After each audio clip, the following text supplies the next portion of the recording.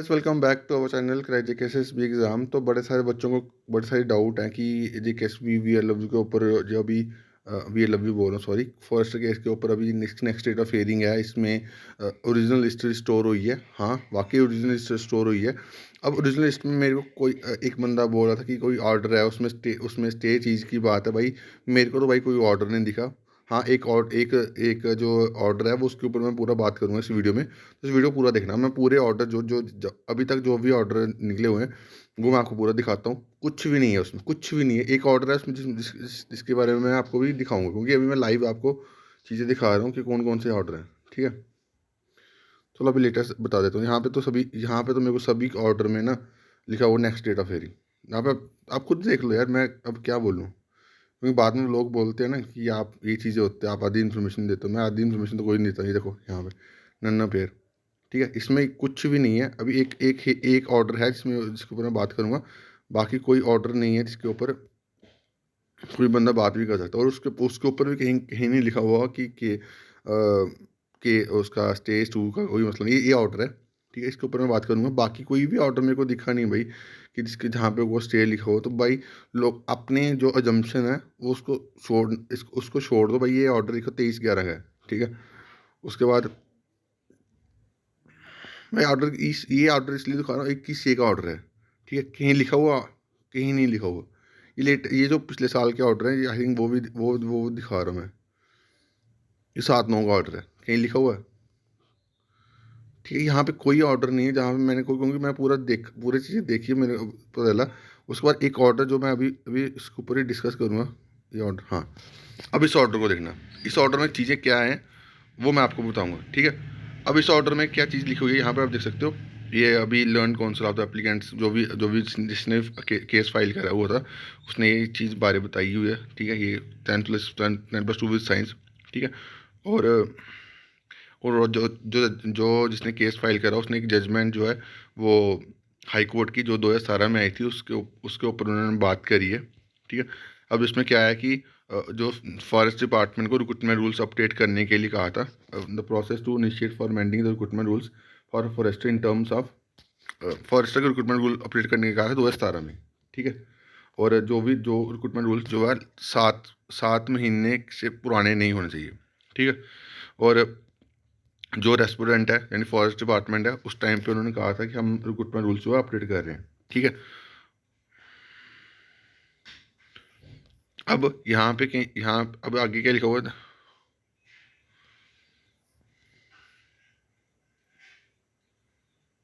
अब वो जो फॉरेस्ट डिपार्टमेंट था उसने 6 मंथ का जो टाइम था वो कोर्ट से मांगा था रिक्रूटमेंट रूल्स को चेंज करने के लिए। ठीक है, और इवन आफ्टर दो मीन्स इवन 7 साल के 5 साल के गैप तक गैप भी हो गया, बट वो रिक्रूटमेंट रूल्स जो हैं वो चेंज नहीं हुए। ठीक है, और इन्होंने इशू कर दी नोटिफिकेशन सेम क्वालिफिकेशन के बेस पे। ठीक है, which was there in the early qualification. Earlier जो नोटिफिकेशन निकली उसमें भी सेम क्वालिफिकेशन थी। ठीक है, तो जो जजमेंट उन्होंने बताई है यहाँ पे 2017 में। ठीक है, अब इसके बाद क्या हुआ, इसके बाद देखते हैं अब इसके बाद क्या हुआ लास्ट में चीज़ें।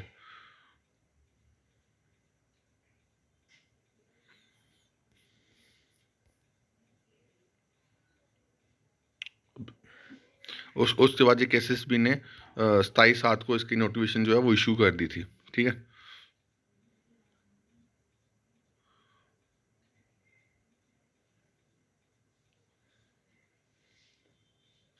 और इसमें यहाँ पे लिखा हुआ है कि डायरेक्ट जे केसेस भी to provide minimum qualification for direct recruitment for the post of forester as bachelor degree in science और equivalent qualification with at least one subject in, ये वाली। ठीक है, जो कि उसने जिस हाई कोर्ट ने पास करी थी। ठीक है,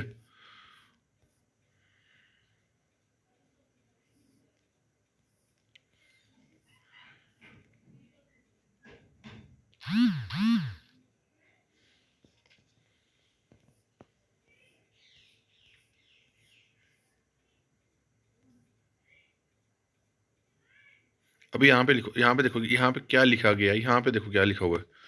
Therefore, it is directed that the respondent यानी कि forest department shall not finalize the result of said selection। ठीक है, ये अपना रिजल्ट नहीं निकाल सकते। अब यहाँ पे आप खुद बताओ, यहाँ पे कहीं केस के कहीं लिखा हुआ स्टे के ऊपर?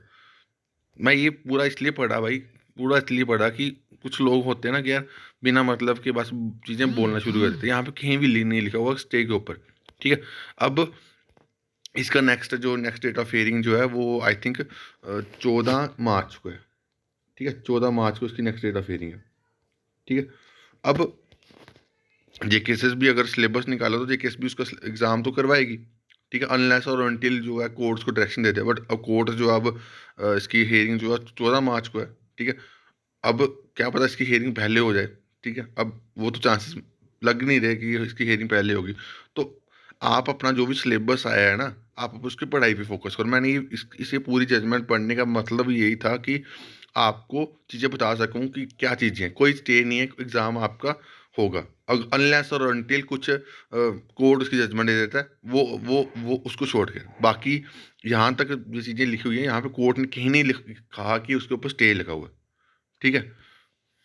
तो बाकी जो कौन ये बाद में जो आज की जजमेंट आई है उसमें ऊपर भी लिखा हुआ कि उसने उसके ऊपर भी कोर्ट जो फॉरेस्ट डिपार्टमेंट से उन्होंने रिप्लाई मांगा कोर्ट ने, ठीक है।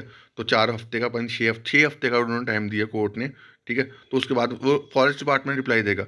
तो वहाँ पे आपका काम तो नहीं है ना, काम आपका क्या, आपकी पढ़ाई करना, ठीक है। और पढ़ाई करोगे तो भाई अब नई पोस्टें आएंगी तो उसमें आपका सिलेक्शन हो जाएगी ना।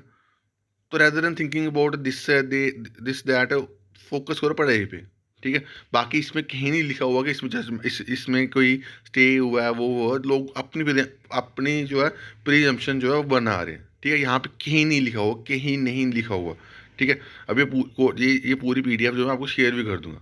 और बताओ, यही एक ऑर्डर है जो पिछला जो ऑर्डर था, ये ओए नंबर वाला जो स्टोर हुआ है, बस यही ऑर्डर है इसमें, जिसमें जो चीज़ें हैं वो बताई गई। बाकी किसी किसी में भी लिस्ट जो हुआ नहीं है ये केस, ठीक है। तो बाकी अभी के लिए इतना ही। Thank you guys, love you.